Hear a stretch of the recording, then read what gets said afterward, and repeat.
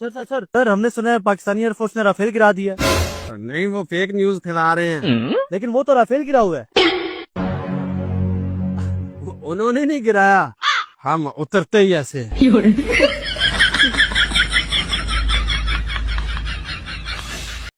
मुदी ओए ओ मुदी पुरा गल सुन और आ सालिया नहीं तेरे को चाह मंगाउंदा गल सुन मेरी ਜਿਹੜੀ ਸ਼ਾਇ ਨੂੰ ਸੰਧੂਰ ਲਾਈਏ ਨਾ ਉਹਨੂੰ ਘਰ ਸਾਂਭ ਕੇ ਰੱਖੀਦਾ ਹੁੰਦਾ ਅੱਧੀ ਅੱਧੀ ਰਾਤ ਨੂੰ ਲੋਕਾਂ ਦੇ ਘਰ ਨਹੀਂ ਭੇਜੀਦਾ ਅਸੀਂ ਉਹਨਾਂ ਨੂੰ ਦੱਲਾ ਕਹਿੰਦੇ ਆ ਜਾ ਭਾਜਾ ਖੇਡ ਜਾ ਭਾਜਾ ਸਾਲਾ ਮਾਰੋ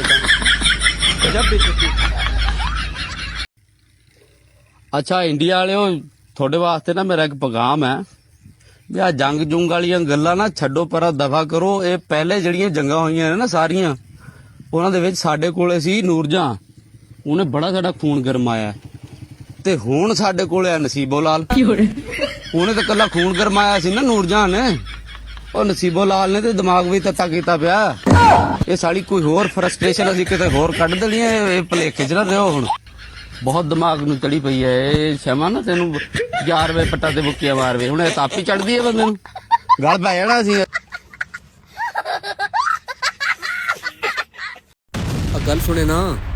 कोई कोठा चो गया है तू इत्थे कणक पे गया तो पिंडी हमला हो गया है मठा में ना कोई कपड़े दा झोला है थ्रैशर छड़ के 3 बजिया वखिंदा लगा 3 नहीं गोला है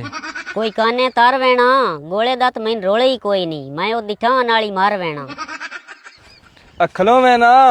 गल खोतियां दे लाल माइया कोई खबर है जंग दी के सूरत हाल माइया मैं तो के पूछदा ए कार बावे ते सवाल माइया मैं तो दसदा के चली है इंडिया चाल माइया कोई कपड़ा सीता ना सिखां आप ही हमला करके तो ना पाकिस्तान दा कीता ना कोई कपड़े दा खिलाफ माइया ताकि सिख होवन पाकिस्तान दे खिलाफ माइया कोई धागियां दे जाल माइया ए 1970 ते है नहीं ए 2025 दा ए साल माइया बड़ोले दाने नहीं सिख आप बड़े सियाणे नहीं कोई ढोंदे भों माइया मोदी दी सियासत ते दुर फिट मोह माइया कोई वगदे ढोल माइया चुप करके तू भी खड़ोता कुछ मुंह विच बोल माइया कोई पकदी चाह माइया बोलां ते मैं तां आज ओ आप लवे आसा माइया कोई पानी पीता है सुनियो ना पिंडी भी डराउन हमला कीता है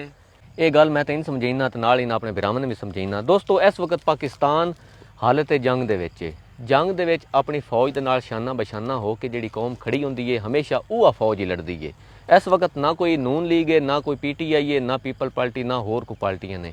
आपस ਦੇ ਵਿੱਚ ਜੰਗ ਕਰਨੇ ਦੇ ਬਜਾਏ ਅਸੀਂ ਦੁਸ਼ਮਣ ਨਾਲ ਜੰਗ ਕਰਨੀ ਹੈ ਕੁਝ ਸ਼ਰ ਪਸੰਦ ਅਨਾਸਰ ਜਿਹੜੇ ਨੇ ਉਹ ਸੋਸ਼ਲ ਮੀਡੀਆ ਦੇ ਉੱਤੇ ਮੁxtਲਿਫ ਕਿਸਮ ਦੇ ਬਕਵਾਸਾਤ ਕਰ ਰਹੇ ਨੇ ਵੇਖੋ ਇਸ ਵਕਤ ਕੋਈ ਪਾਰਟੀਬਾਜ਼ੀ ਨਹੀਂ ਹੋਣੀ ਚਾਹੀਦੀ ਪਾਰਟੀਆਂ ਵੱਖਰੀਆਂ ਵੱਖਰੀਆਂ ਸਾਡੀਆਂ ਲੇਕਿਨ ਇਹ ਮੁਲਕ ਸਾਡਾ ਇਕੱਠਾ ਹੈ ਇਹਦੇ ਵਾਸਤੇ ਜਦੋਂ ਮੁਲਕ ਹੀ ਨਹੀਂ ਰਹਿਣਾ ਤਾਂ ਵਤ ਆਪੇ ਲੜਨਾ ਕਿਹਦੇ ਨਾਲ ਹੈ ਇਸ ਵਾਸਤੇ ਇਸ ਮੁਲਕ ਵਾਸਤੇ ਸ਼ਾਨਾ ਬਸ਼ਾਨਾ ਹੋ ਕੇ ਖੜੋਵੋ ਕੁਝ ਲੋਕੀ ਸਵਾਲ ਕਰ ਰਹੇ ਨੇ ਜੀ ਡਰੋਨ ਆਏ ਨੇ ਤੇ ਇਹਨਾਂ ਨੂੰ ਪਤਾ ਹੀ ਨਹੀਂ ਲੱਗਾ 에ਅਰ ਡਿਫੈਂਸ ਸਿਸਟਮ ਕਿਤਨਾ ਅਕਲ ਦੇ ਆਨੇ ਉਹ ਛੋਟੇ ਜਿਹੇ ਡਰੋਨ ਨੇ उन्होंने ज़ाया करने वास्ते इतना एयर डिफेंस का मिज़ाइल महंगा तरीन मिज़ाइल मार के भी जाए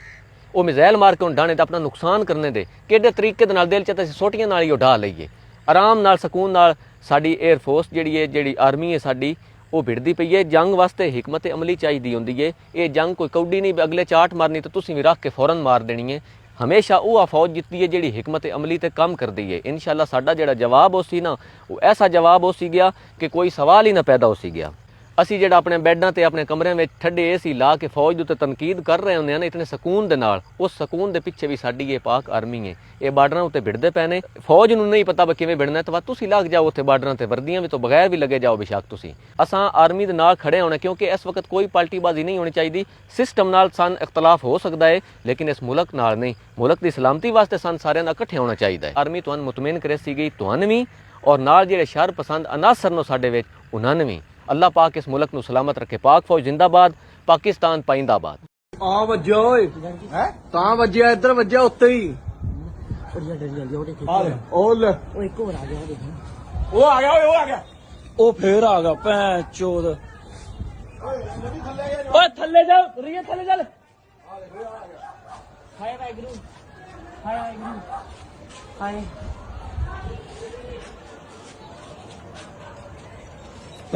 जो सच्ची हमला करता यार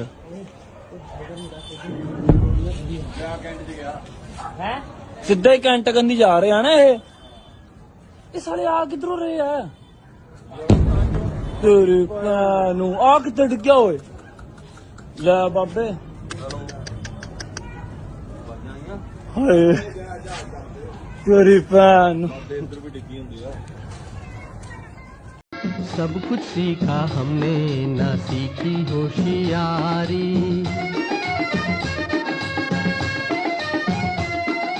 सब कुछ सीखा हमने ना सीखी होशियारी सच है दुनिया वालों के हम हैं या ना